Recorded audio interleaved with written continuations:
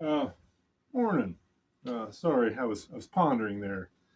Um, and I guess what I was pondering about is over the course of all my pipe smoking ventures, I've kind of kept a diary, a little journal of what's going on around me, my thoughts at the time, the weather, some humor, and I'd like to share it with everyone. And if you would, leave a comment if you want me to carry on this.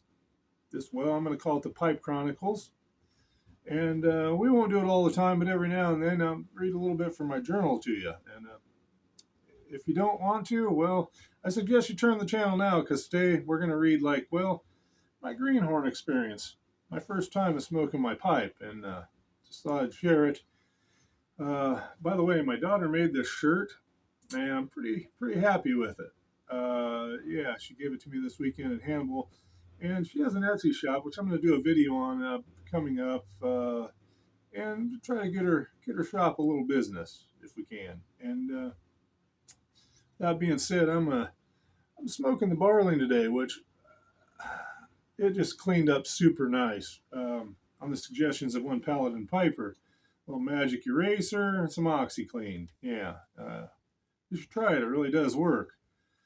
Cleaned a bunch of my pipes up, got rid of the oxidation and such. And I'm smoking.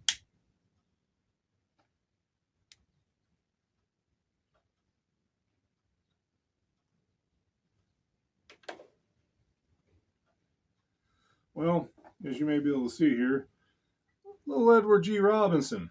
I don't know, there's probably a lot of you laughing at me out there for smoking this, but Greenhorn. Plus, well, Edward G. happens to be in the top three of my favorite Humphrey Bogart movies, in a little film called Key Largo, also with Gloria Graham, Lauren Bacall, and Bogey himself. So I'm an Edward G. fan, and I'm going to be honest, I'm kind of a fan of this. Has a nutty taste and a little bit of liqueur taste. It's it's a little bit stringy, um, but honestly, and a little bit moist, but it stays pretty well lit. And yeah, and the smell of it when I first opened the pouch, and I don't know if anybody else gets this because a lot of you are probably laughing at me, going, "Why the hell is he smoking that stuff?" But when you first open this, every time I open it, I get a smell of like new leather. I don't know. Maybe I'm crazy, but that could entirely be possible. Yeah.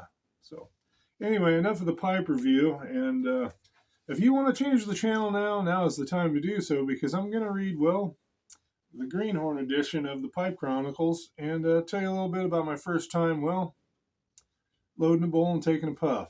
So here we go.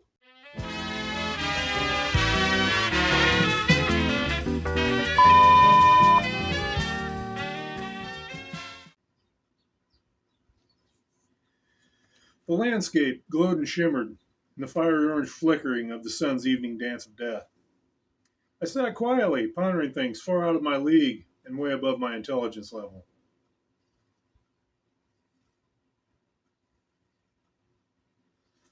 While my ever faithful traveling compadre and constant companion, Garth, my 107-pound canine, who has severe separation anxiety and quirks of which are too many to mention, those of late becoming a veterinarian's, well, shall we say, wet dream. I'm not so sure a shrink wouldn't be a cheaper and better solution for him. Rest in peace, compadre. Anyway, between his snoring and a Zach Bryan tune swishing around in my cerebral matter all day, I settled deeper into the Adirondack-style chair my son had built in shop class and left behind as he'd moved on to forge his own life. Left a turtle as well. The sun, as I hunkered down deeper into the aging wooden structure, was in its final death throes now, and almost gone. Nearby, a pair of bats soared and swooped about, they too enjoying the final hurrah of the day and the 70-degree temperature. I believe they must be circling in great delight as they devour the last of the Indian summer's insects. Nothing like entering winter on a full belly, I say, and I should know. The sunset, the mild temperature, and the cherteras, Woodbutcher card, which is a fancy name for the aforementioned bats, weren't the only thing on my thoughts this glorious November eve. If you're still with me, thank you. If you run off, I understand. It was tobacco, as I'd recently become obsessed with the idea of smoking a pipe.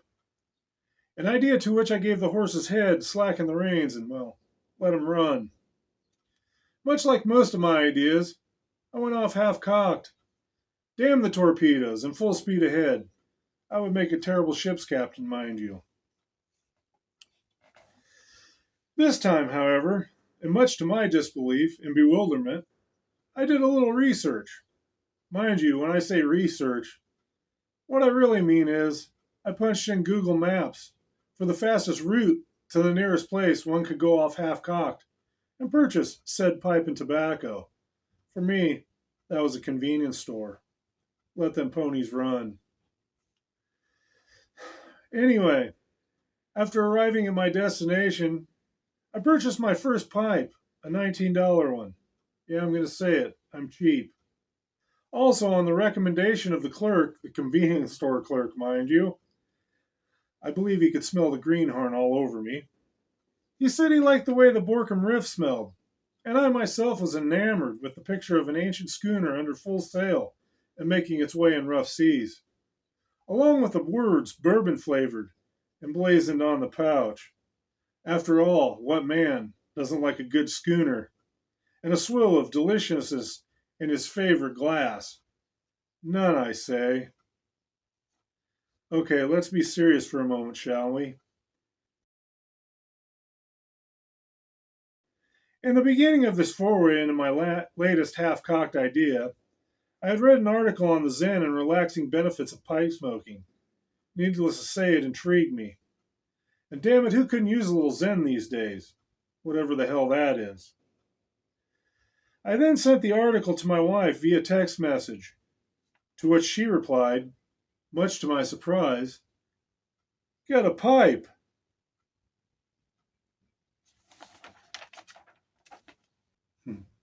Which I half-cocked did.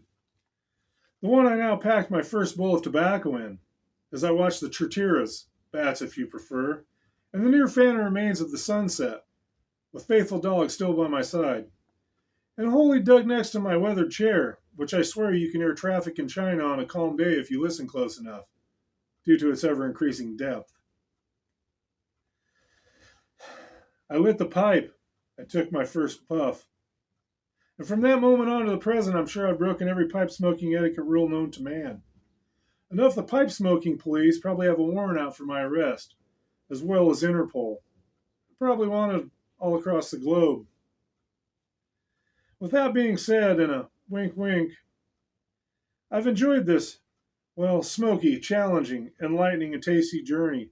Not to mention, I've truly enjoyed all of the friendships I've made in the YTPC pipe community. I believe this journey and joy, however, well, what's the old saying? One never forgets the first time, and I won't. Even if it was terrible, and it was. I believe, despite that, this Greenhorn has grown a bit and learned a bit along the way, with help, of course. I feel it's built some character and made some strong bonds. And, well, show me the way to finding my Zen, whatever the hell that is. Tip of the haberdashery, and we'll bid you a good day. Catch you in the next one.